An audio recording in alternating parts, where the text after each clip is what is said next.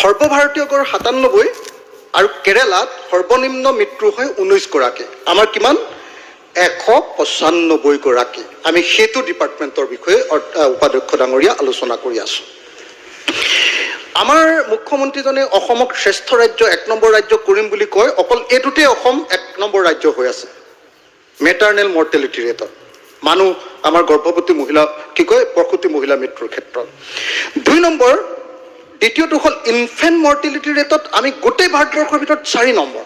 গোটেই ভাৰতবৰ্ষৰ ভিতৰত দেই, গোটেই ভাৰতবৰ্ষৰ ৰাজ্যবিলাকৰ ভিতৰত 4 নম্বৰ। এইটো আটাইতকৈ ইণ্টাৰেষ্টিং কথা যে আমাৰ 1000 শিশুৰ ভিতৰত 36টা শিশুৱে মৃত্যুবৰণ কৰে। আজিৰ দিনটোত 36টা শিশুৱে মৃত্যুবৰণ কৰে। আমি সেইখন ৰাজ্যত বসবাস কৰিছোঁ আৰু সেইখন ৰাজ্যৰ আমি সেই ডিপাৰ্টমেণ্টটো নাৰী আৰু শিশু কল্যাণ বিভাগটোৰ বিষয়ে আমি আলোচনা কৰি আছোঁ। আজিৰ দিনটোত আমি দেখিছোঁ যে ইয়াতে মই গোটেই বস্তুখিনি পঢ়ি লৈ দেখিলোঁ যে আজিৰ দিনটোত আমাৰ এনেকুৱা ধৰণৰ মানে গৰ্ভৱতী মহিলা, লেকটিক মাৰ্ডাৰ, শিশু, এই গোটেইবিলাকক ধৰিলে পাক বিদ্যালয়ৰ শিশু, এইবিলাকক ধৰিলে আমাৰ হিতাধিকাৰীৰ সংখ্যাটো 37,40,542 গৰাকী। ইমানখিনি মানুহক আমি যত্ন লওঁ। এই ইমানখিনি মানুহক যে আমি যত্ন লওঁ, তেওঁলোকক খুৱাবৰ কাৰণে এটা খাদ্য দিওঁ, গৰ্ভৱতী মহিলাবিলাকে যাতে ঠিকমতে পুষ্টিহীনতাত নুভুগে, যাতে পুষ্টিটো ঠিকমতে পায়। যিটো খাদ্য দিওঁ উপাধ্যক্ষ ডাঙৰীয়া, সেইটোৰ নাম ইনষ্টেণ্ট ডাল খিচিৰি আৰু এটা হ'ল মাল্টিগ্ৰেইন চুজি হালোৱা। এইটো অকল ঠিকাদাৰক পইচা দিবৰ কাৰণে কৰা হৈছে। এইটো এতিয়া মানুহে নাখায়। সদায় ছ'চিয়েল ৱেলফেয়াৰ ডিপাৰ্টমেণ্ট, আগতে ছ'চিয়েল ৱেলফেয়াৰ আছিলে, এতিয়া নামটো বদলি হৈছে। এই ডিপাৰ্টমেণ্টটো সদায় ঠিকাদাৰক খালি কাম দিয়ে, ঠিকাদাৰক পইচা দিবৰ কাৰণে ডিপাৰ্টমেণ্ট এইটো। এই ডিপাৰ্টমেণ্টটোৱে এতিয়া এনেকুৱা ধৰণৰ খিচিৰি খুৱাইছে, এনেকুৱা ধৰণৰ মাল্টিগ্ৰেইন চুজি হালোৱা দিছে, যিটো কোনো পধ্যে মহিলাসকল আৰু শিশুবিলাকে নাখায়। গতিকে এই গোটেই ঘটনাটোৰ ওপৰত উপাধ্যক্ষ ডাঙৰীয়া তদন্ত হ'ব লাগে। উপাধ্যক্ষ ডাঙৰীয়া, আপুনি যদি মোক অনুমতি দিয়ে, মই লৈ আহিছিলোঁ, বাহিৰত আছে যে এই খাদ্যটো মই লৈ আহিছিলোঁ টোপোলাবিলাক।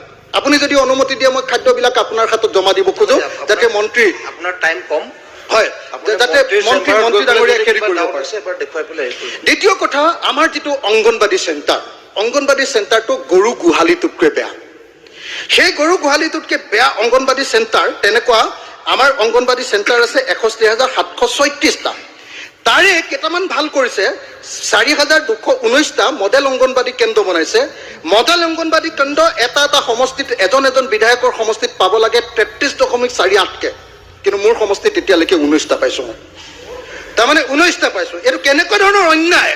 যদি শিশু আৰু মহিলা কল্যাণ ডিপাৰ্টমেণ্টে যদি এটা সমষ্টি কেনেকৈ অন্যায় কৰিব পাৰে, সেই ডিপাৰ্টমেণ্টটো কেনেকুৱা ধৰণৰ এটা ডিপাৰ্টমেণ্ট হ'ব, মহিলা আৰু শিশুৰ প্ৰতি আচলতে মৰম থকা ডিপাৰ্টমেণ্ট হয় নে নহয়, এইটোতে তাতে প্ৰমাণ হৈ যায়। মই আশা কৰোঁ যে অন্যায় যাতে ভৱিষ্যতে নহয়।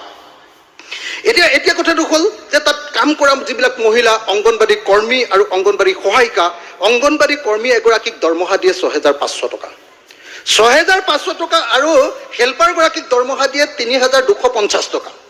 এইটোতে প্ৰমাণ হয় যে চৰকাৰে আচলতে আমাৰ শিশু আৰু গৰ্ভৱতী মহিলাবিলাকৰ যত্ন ল'বৰ কাৰণে ভাল মানুহ দিব খোজা নাই।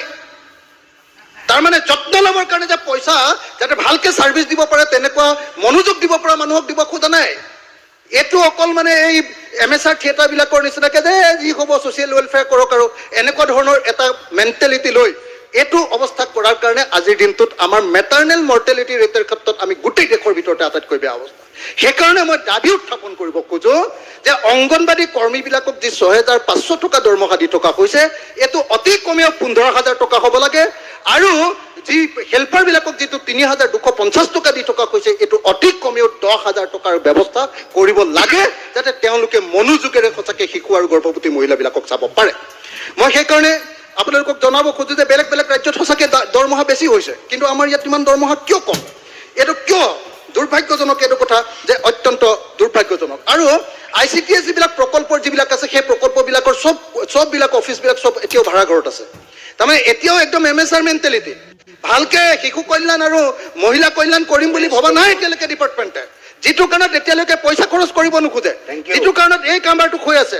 গতিকে মই ভাবোঁ যে এই গোটেই পৰিস্থিতিটোক লৈ আমি এই ডিপাৰ্টমেণ্টটো সম্পৰ্কে চিৰিয়াছলি ভাবিব লাগে, চিৰিয়াছলি কাম কৰিব লাগে। আৰু এটা কথা, এই ডিপাৰ্টমেণ্টৰ ভিতৰত নপৰে, কিন্তু তথাপিও মই এই বাক্যটো কৈ যাওঁ, সেইটো হ'ল যে দিব্যাংগসকলক এতিয়া অৰুণোদয় দিয়াৰ কথা কৈছে, কিন্তু মোৰ সমষ্টিত দিব্যাংগ আছিলে 1,139 গৰাকী, কিন্তু এতিয়ালৈকে অৰুণোদয় পাইছে 873 গৰাকীয়ে, কিন্তু বাকীবিলাকে 262 গৰাকীয়ে এতিয়াও অৰুণোদয় পোৱা নাই।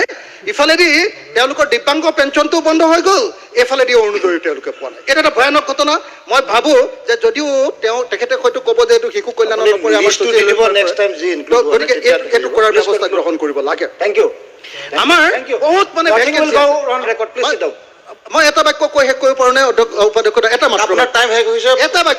এটা বাক্য আমাৰ শিৱসাগৰত মানে একদম ভেকেঞ্চি আছে অংগনবাদী কৰ্মী আৰু সহায়িকা। আমাৰ 5টা অংগনবাদী কৰ্মী আৰু সহায়িকাৰ ক্ষেত্ৰত 7টা ভেকেঞ্চি আছে। গোটেই ৰাজ্যখনতে তেনেকুৱা ভেকেঞ্চি আছে। অনতি বিলম্বে নিযুক্তি দিয়াৰ ব্যৱস্থা কৰিব লাগে। মই এই দাবী উত্থাপন কৰিলোঁ। Honorable Member Kamalaksha Dev.